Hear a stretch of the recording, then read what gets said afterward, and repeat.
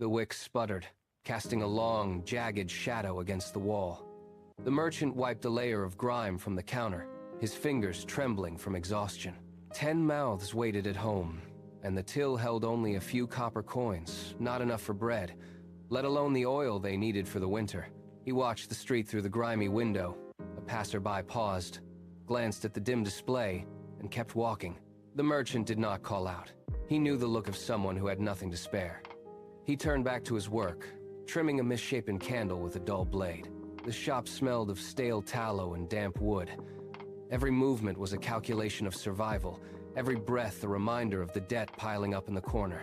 He set the candle down, his shoulders sagging under the weight of a life spent trading hours for pennies. He looked at the empty shelves, then at the door, waiting for a miracle he no longer believed in. The silence in the shop was heavy, broken only by the rhythmic, hollow ticking of a clock that seemed to count down his remaining options.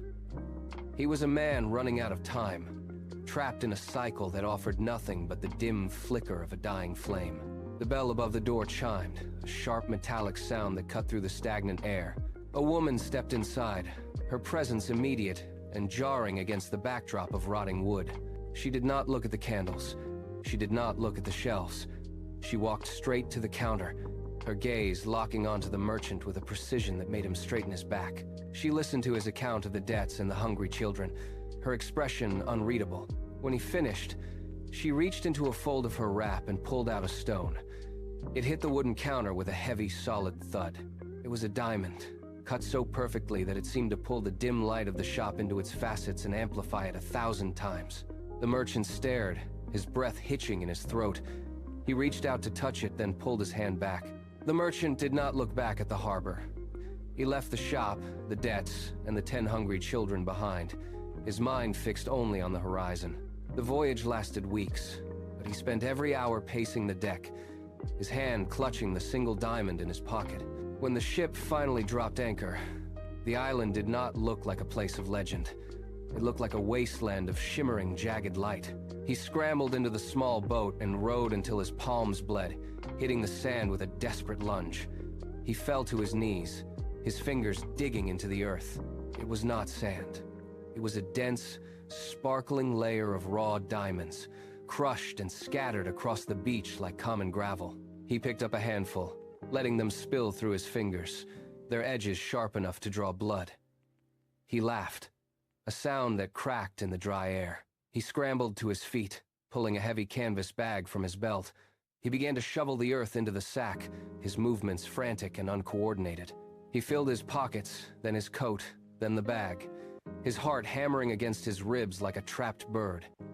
Every breath he drew tasted of salt and cold, hard stone. The sun climbed to its zenith, turning the beach into a furnace. The merchant's bags were heavy, dragging his shoulders down, but his stomach began to cramp with a sharp, hollow ache. He had not eaten since the ship departed. He scanned the tree line for fruit, for game, for anything edible, but the island offered nothing but more sparkle. He stumbled toward a cluster of huts near the shore, his throat parched and raw. He held up a fist-sized diamond, thrusting it toward a villager, pleading for a cup of water. The villager looked at the stone, then at the merchant, and let out a dry, dismissive laugh. The man reached into his own dwelling and pulled out a glass bowl filled with water. He dropped the diamond into the bowl, watching it sink to the bottom among the pebbles. It was a decoration, a toy, nothing more. The merchant stared as the villager walked away, leaving him standing in the heat with pockets full of useless, jagged glass. His knees buckled. The weight of the bags, once a promise of salvation, now felt like an anchor, pulling him into the sand. The silence of the island was no longer a secret. It was a verdict. Night fell, and the island plunged into a suffocating, absolute blackness. The merchant sat in the dirt, his diamond-filled bag serving as a hard, uncomfortable pillow. He watched the villagers retreat into their huts, fumbling in the dark, unable to perform even the simplest tasks once the sun vanished. He noticed the thick, waxy substance coating the local flora, a byproduct of the island's strange vegetation. He scraped a handful into his palm, rolled it, and inserted a dried fiber. He struck a spark against a stone. The wick caught. A steady, warm flame bloomed, cutting through the gloom. The effect was instantaneous. Villagers emerged from their huts, drawn to the light like moths. He began to boil the wax, molding it into pillars, refining the process until he could produce hundreds in a single night. He traded the candles for bread, for water, for shelter. His hands were soon stained with grease rather than diamond dust. He built a workshop, then a warehouse, his days consumed by the logistics of wick and tallow. He tucked his heavy bags of diamonds into the back of a damp cave to keep them out of the way, his focus entirely on the flickering, melting light that now defined his survival. The merchant no longer looked at the horizon. His world had shrunk to the dimensions of his workshop. He hired laborers to harvest the waxy flora, organized them into shifts, and oversaw the cooling racks with the precision of a master craftsman. His ledger grew thick with accounts of tallow and wick. He calculated profits in bread and local currency, his mind constantly occupied by the demands of supply and demand. He expanded his warehouse, stacking crates of finished candles to the rafters, ensuring the village never saw a moment of darkness. When he walked through the streets, people bowed, not to the man who brought them wealth, but to the man who brought them light. He grew accustomed to the smell of burning fat and the constant, rhythmic scraping of molds. He forgot the weight of the bags in the cave. He forgot the ship that brought him here. He forgot the 10 children waiting in a distant shop. Every waking hour was a frantic race to refine his product. He had become a prisoner of his own success, his hands permanently stained by the tools of his trade. He was no longer a seeker of fortune. He was a servant to the flame. A deep, rhythmic horn blast shattered the morning silence. The merchant dropped his ledger, his heart hammering against his ribs. The ship had returned. He scrambled to the docks, watching the crew lower the gangplank, their eyes fixed on his warehouse. He had minutes to load his cargo. He barked orders, his voice cracking with anxiety, directing laborers to haul the heavy crates. He moved with frantic energy, sweating, his mind entirely occupied by the inventory counts and the fear of leaving a single candle behind.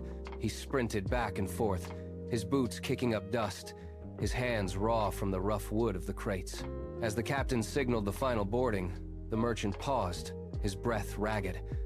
He looked toward the distant, damp cave. He took a step toward the cliff, then stopped.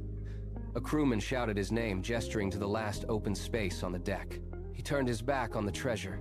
He sprinted toward the ship, his arms laden with wax, leaving the diamonds behind. The voyage home felt like an eternity, his mind replaying the image of the crates stacked high in the hold. He imagined the look on his children's faces when he revealed the fortune he had secured.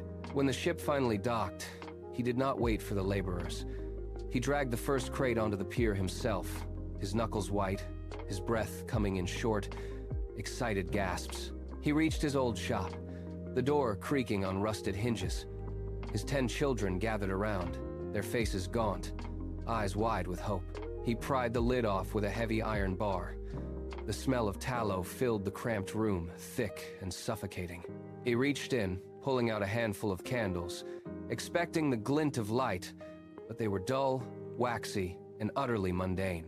He dug deeper, frantically tossing aside the rows of candles, searching for the weight of a diamond, the sharp edge of a gem.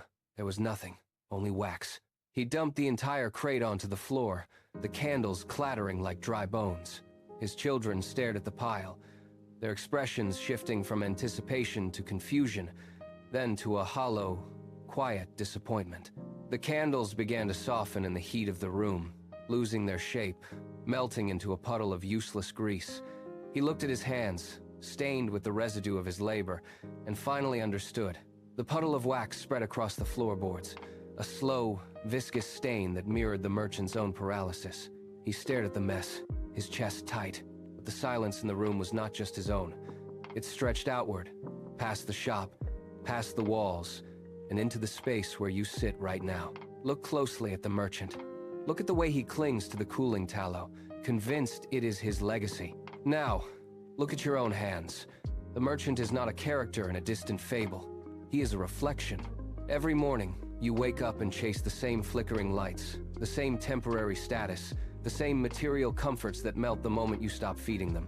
You build your own crates, filling them with the clutter of a life that leaves no mark on the soul. You are the merchant. The discomfort you feel right now is the sound of the mirror cracking. It is about what you are holding when the light finally goes out. This is the core of the Kabbalistic truth.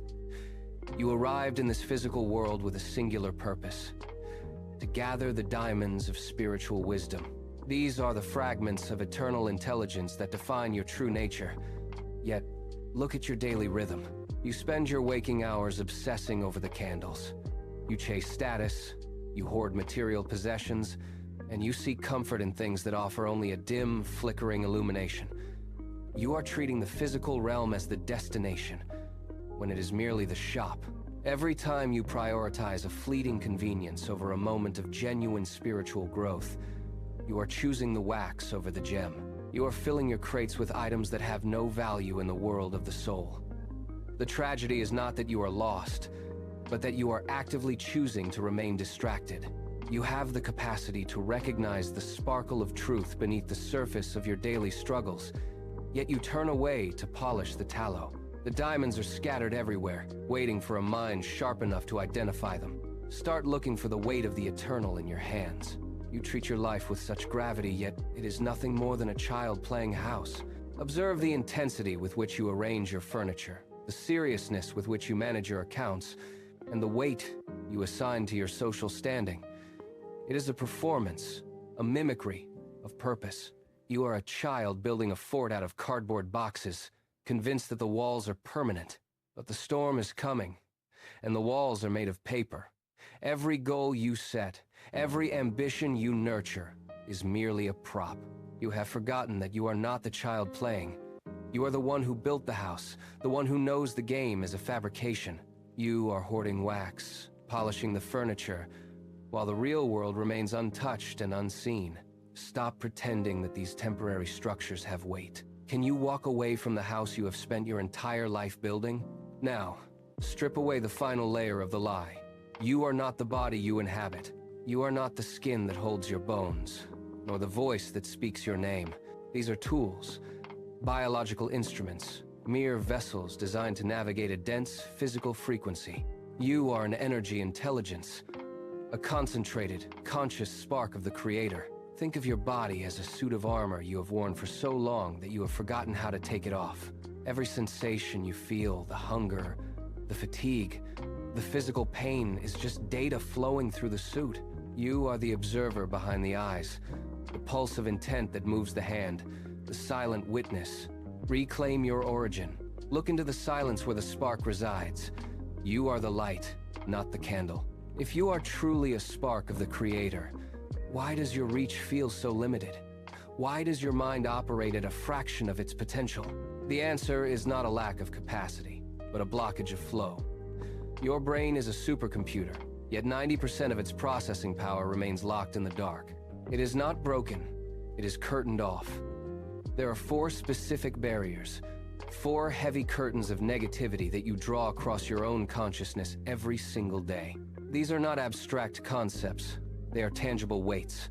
The first is anger, a fire that consumes your clarity. The second is sadness, a thick fog that obscures your vision. The third is pride, a wall that prevents any new light from entering. The fourth is selfishness, a vacuum that pulls all energy toward a singular, dying point. These 4 curtains are the only things standing between you and the mastery of your own existence. They act as filters, thinning the signal of your true intelligence. You do not need to learn how to be powerful. You need to learn how to pull back the curtains. Every time you indulge in these states, you are reinforcing the barrier. The dormant 90% of your brain is not waiting for a miracle. It is waiting for you to clear the path. Consider the state of anger not as an emotion, but as a catastrophic system failure. When you succumb to rage, you are not merely reacting to an external stimulus. You are triggering a short circuit within your own consciousness. Think of your soul as a high-frequency processor connected to the endless light. Anger acts as a massive surge of erratic voltage that fries your internal circuitry. In that instant, your intelligence does not just dim, it disconnects. You become irrational, a slave to the base, heavy energy of the physical world.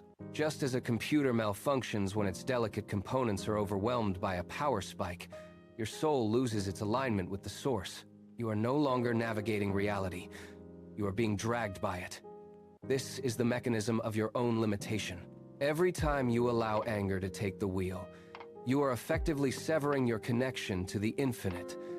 You are choosing to operate in a state of total system collapse, where the wisdom of your higher self is silenced by the static of your own reaction. You are the architect of your own blackout. Once the static of negativity is silenced, the true potential of your consciousness emerges. You are no longer a passenger in a physical body. You become the architect of your own atomic structure.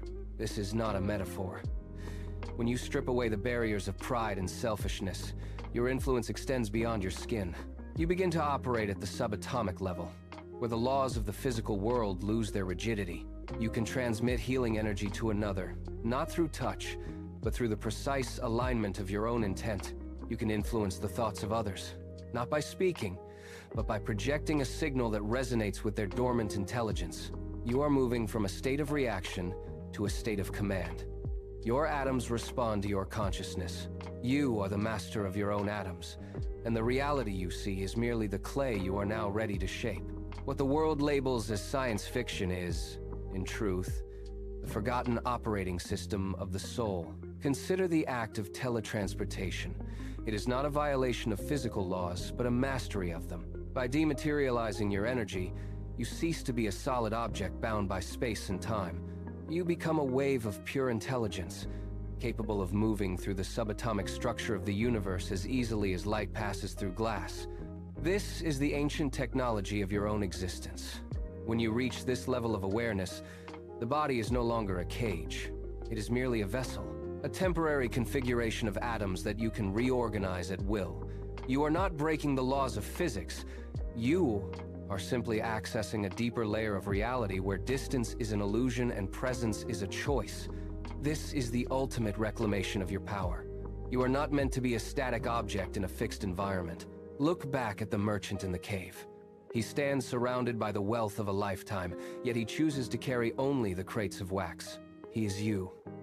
You stand in the physical world, surrounded by the infinite potential of your own consciousness, yet you spend your days obsessing over the flicker of a candle. These material possessions, this status, these fleeting comforts, they are the wax. They provide only dim illumination, a false light that keeps you playing a child's game. You are acting out a role in a house made of cards, forgetting that your true nature is an energy intelligence, a spark of the Creator. It is time to stop the performance. The game of house has kept you trapped in a cycle of reincarnation for long enough. You must make a choice. Will you continue to hoard the wax, or will you finally discard it? The candles are heavy, and they are worthless in the face of the truth. Drop the crates. Stop the obsession with the temporary. You have been distracted by the flicker of a candle while the real treasure lies forgotten in the dark. The time for playing is over. It is time to reclaim the diamonds of the spirit and leave the wax behind. Stop looking for the horizon. The island you seek is not a coordinate on a map, nor is it a destination you reach after death. It is a frequency of consciousness that exists beneath the noise of your daily life. You have been searching for the island of infinite light, as if it were a place across the ocean, but the ocean is your own mind. The diamonds are not hidden in a cave. They are buried under the layers of pride, anger, and selfishness that you have allowed to calcify. To reach the island, you do not need a ship. You need to strip away the distractions that keep your awareness anchored to the physical. When you silence the internal chatter, the island emerges. It is right here, within the reach of your own breath, waiting for you. The geography of the soul is not measured in miles, but in the depth of your presence. Every moment you spend in awareness is a step onto that island. You do not need to travel to find the truth. You only need to stop running from the silence. The island is not a place you go to. It is a state you become. The ship is anchored in the harbor of your present. It is waiting for you to board, but it will not wait forever. You stand at the threshold, holding the heavy weight of your distractions in one hand and the potential for infinite light in the other. You cannot carry both. The wax is melting, dripping away, leaving only stains on your hands. The diamonds are silent, patient, and eternal. This is the final moment of the journey. Will you turn back to the cargo hold to guard your crates of flickering candles? Or will you walk onto the deck and set sail for the truth? Drop the wax. Empty your hands. Reclaim the treasure. The ship is pulling away. What will you carry home?